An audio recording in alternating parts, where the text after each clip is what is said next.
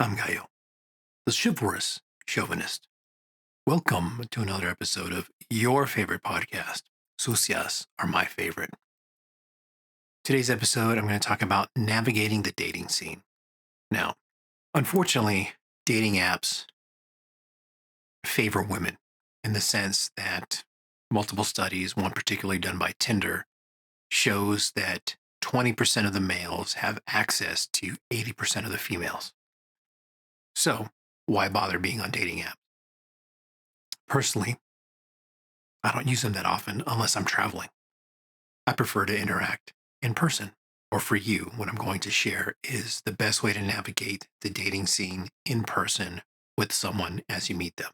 Now, the most important thing is to be honest about being clear with your intentions and goals when it comes to dating. Something that I often hear about female clients or female friends that work with me about dating is that they will tell the guy what they're interested in, whether they just want to hook up or they want a relationship. And the guy will say, "Oh, yeah, that's the same thing I want." Of course, they don't say it like that. "Oh, yeah, that's exactly what I want." They usually say, "Oh, well, yeah, I would like to have a serious monogamous relationship eventually." Or, "Yeah, I'm just playing the field and taking it easy, being chill about whatever."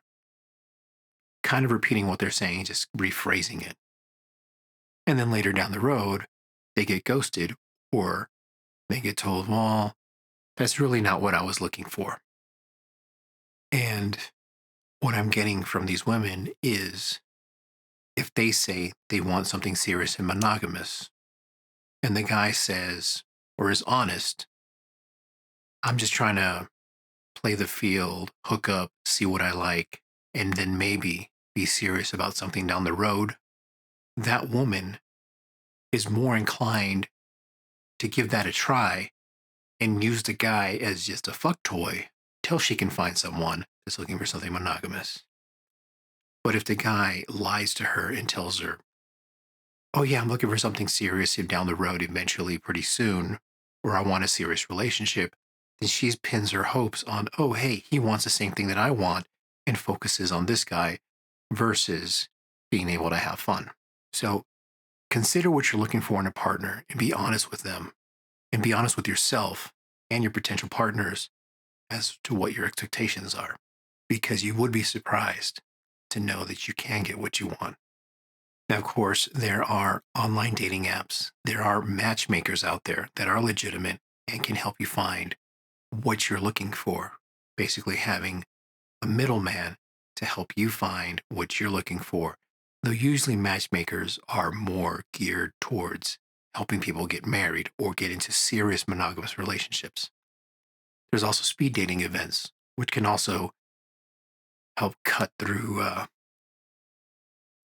the noise and find someone fast. Now, you should take a beat and realize or try to consider which platform is going to work better for you. You prefer to use online dating? I'm not the person to be able to help you.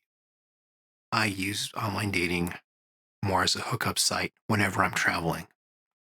So I can't help you try to find something serious there.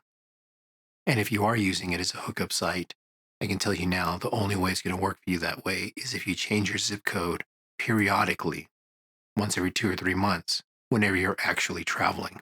Or delete your profile completely and create a new one in your location where you're at if you don't travel.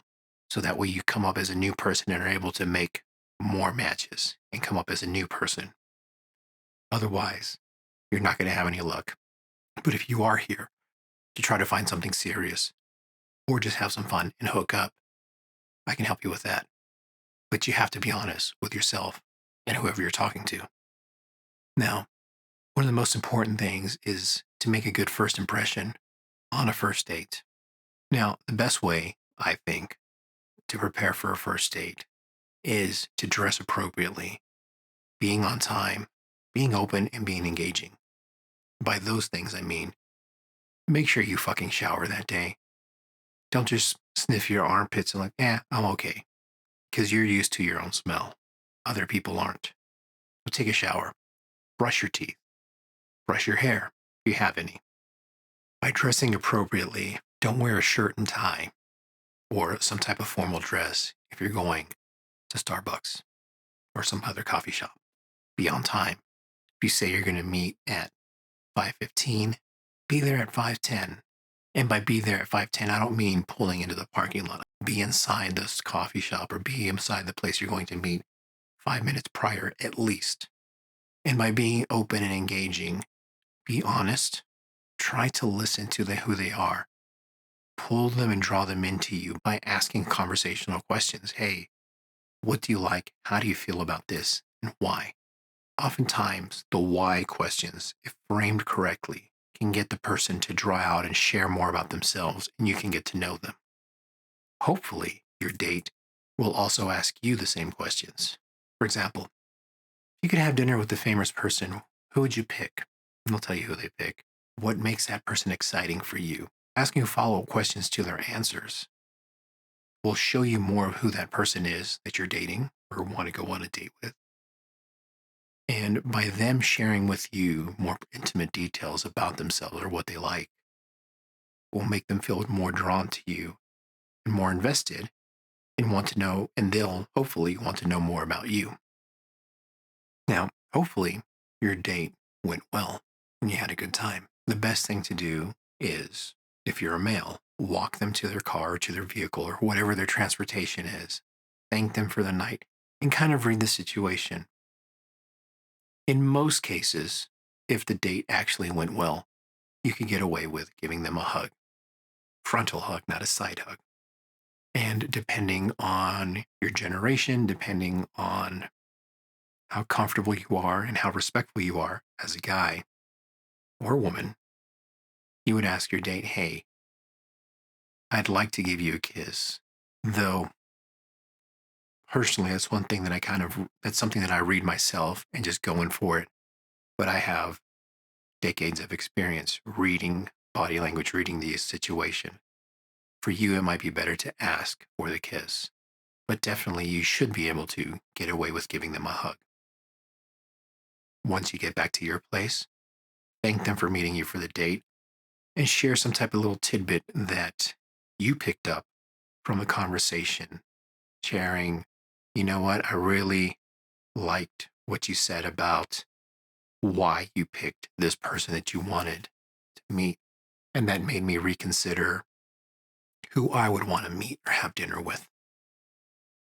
And leave it at that. Don't try to go into a long paragraph of how the date ended or what you really thought about the date or where you think this is going. You can have a conversation via text or phone call, however you feel comfortable communicating with your date. Hopefully, it can lead to a future date and then more fun things. If you found this episode helpful, do me a huge favor and rate it. If you know someone that should listen to this, do both of us a favor and share this with them. I'm Gallo. I love you. You are worthy of it. See you next time. What's your favorite? Whatever. Now, scratch that. I don't like the favorite. I'm inebriated. I'm not on my game. Engaging.